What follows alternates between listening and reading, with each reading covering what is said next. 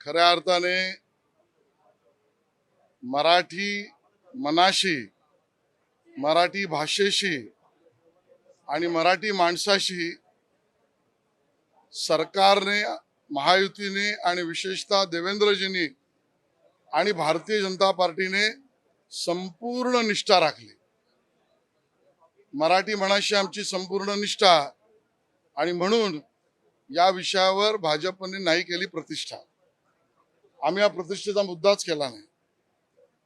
ज्यांनी या प्रतिष्ठेचा मुद्दा केला, किंबहुना राजकीय प्रतिष्ठेचा मुद्दा केला, ते उद्धवजी आणि उबाटा गट हे आता साप तोंडावर आपटलेत।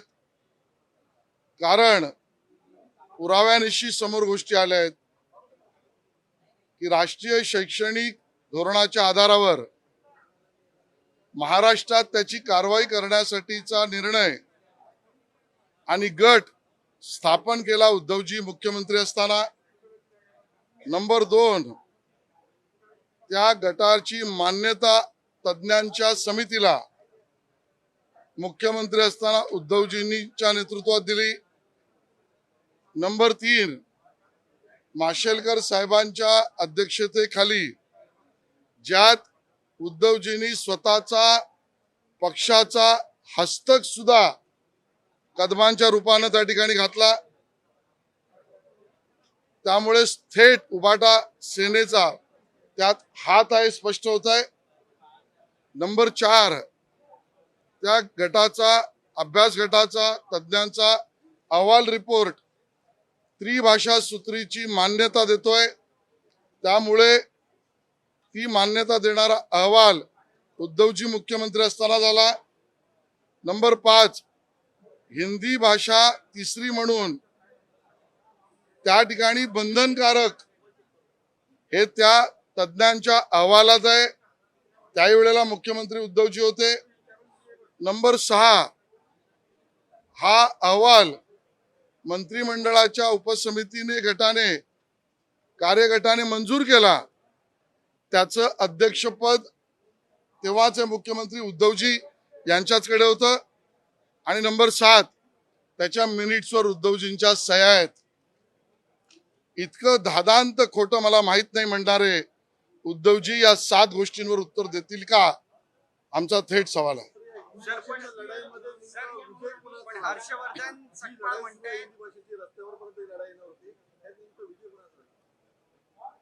या संपूर्ण लढाईमध्ये महाराष्ट्र जिंकला, मराठी माणूस जिंकला। आणि पुन्हा एकदा मी स्पष्ट करतोय, भाजप जिंकली कारण मराठी बद्दल कट्टर आम्ही निर्णय करून दाखवला। आणि हिंदुत्व आणि हिंदुस्थानी भाषा याच्याबद्दल प्रखर आणि आग्रही तो लढाई आम्हीच लढलो। त्यामुळे कट्टर मराठी म्हणून आणि प्रखर हिंदुत्ववादी म्हणून या संपूर्ण लढ्यामध्ये भारतीय जनता पार्टी जिंकली, हे माझं स्पष्ट मत आहे।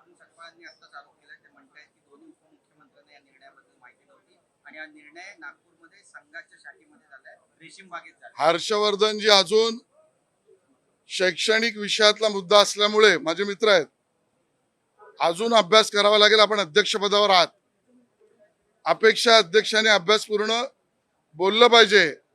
आणखी वानगी दाखल द्यायचं झालं तर 1965 आणि 68 एकदा बनलेला अहवाल, दुसऱ्यांदा बनलेला शैक्षणिक अभ्यास गटाचा अहवाल, या दोन्हीमध्ये त्रिभाषा सूत्री आणि हिंदी याचा उल्लेख सापडतो। आणि त्याची कारवाई करा, इम्प्लिमेंट याचा उल्लेख आहे, ते काँग्रेसचे मुख्यमंत्री असतानाचा आहे। हर्षवर्धनजींच्या गावात ते नाही। सनसनाटी बोलून आपलं वक्तव्य येऊ शकेल, पण लोकांमध्ये आपण मूर्ख तर ठरणार नाही ना, याची काळजी हर्षवर्धनजींनी घ्यावी।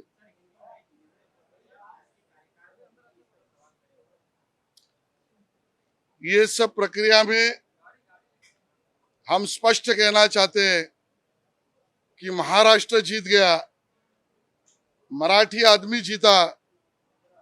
भारतीय जनता पार्टी का विजय हुआ, क्योंकि हमने भूमिका स्पष्ट रखी थी, हम मराठी के लिए कट्टर। माननीय मुख्यमंत्री देवेंद्र जी ने और महायुति ने इस विषय का निर्णय किया, निर्णय और किसी ने नहीं किया। ये जीआर के ऊपर निर्णय मुख्यमंत्री जी ने किया। और दूसरी बात भी हम स्पष्ट कहते थे, कह भी रहे, हिंदुस्तानी भाषा के हम खूनी नहीं, और इसके लिए हिंदुस्तानी भाषा की बात दो टूक आग्रह से भी भाजपा ने रखी, और इसके लिए मराठी के लिए कट्टर, हिंदुत्व और हिंदुस्तानी भाषा में प्रखर, ये भारतीय जनता पार्टी का विजय है। तीसरी बात, अब उद्धव जी का चेहरा बेनकाब हो गया है।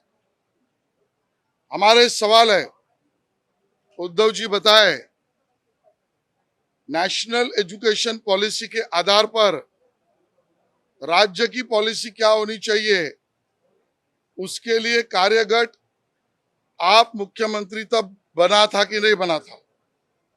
दूसरा सवाल है हमारा, वो विशेषज्ञों का अभ्यास गठ जो माशेलकर जी के नेतृत्व में बना, वो आप मुख्यमंत्री थे तब निर्णय हुआ कि नहीं हुआ। तीसरी बात, तीसरा सवाल, उस अभ्यास गठ में उद्धव जी ने खुद के दल का कदम नाम का व्यक्ति उसमें घुसा दिया, इसका मतलब राजनीतिक भी सहभागिता उद्धव जी आप उस अभ्यास गठ में आपकी थी, सवाल आपको हमारा है। चौथी बात, माशेलकर समिति का रिपोर्ट जो आया उसमें तीसरी भाषा की आवश्यकता और हिंदी भाषा की अनिवार्यता, इसका उल्लेख आप मुख्यमंत्री थे तब हुआ, आपका इसके ऊपर क्या कहना है। पांचवी बात, ये रिपोर्ट आपके ही मुख्यमंत्री पद के समय त्रिभाषा और हिंदी अनिवार्यता के साथ स्वीकारने की कार्रवाई आपने की कि नहीं, आपने क्यों की। छठी बात, इसको एक्सेप्ट करने के लिए जो कार्यगठ अभ्यास गठ मंत्रिमंडल का कार्यगठ बना, उसमें इसको मान्यता देने की सिग्नेचर हस्ताक्षर आपकी है, आप इससे क्यों मुकर रहे हो। अब उद्धव जी बेनकाब हो चुके हैं, वो ना मराठी के साथ रहे और अमराठी लोगों के ऊपर अन्याय करते हुए भी दिखे, ये बात अब स्पष्ट हुई।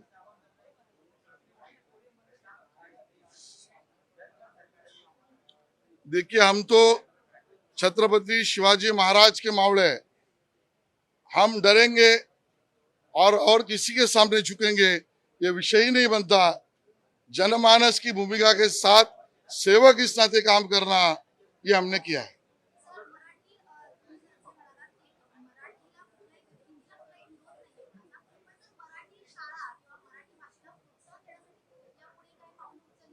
या अगोदर उद्या सभागृहात याची चर्चा करू, त्यावेळेला त्याचं उत्तर आपण देऊ।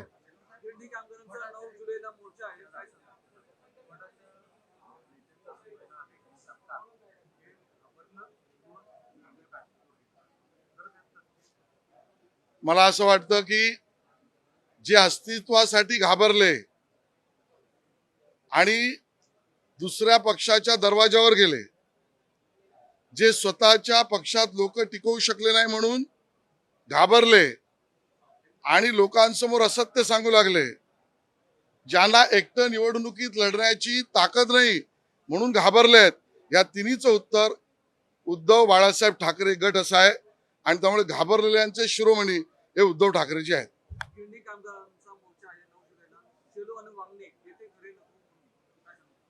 सरकारची भूमिका गिरणी कामगारांच्या बाजूची आहे।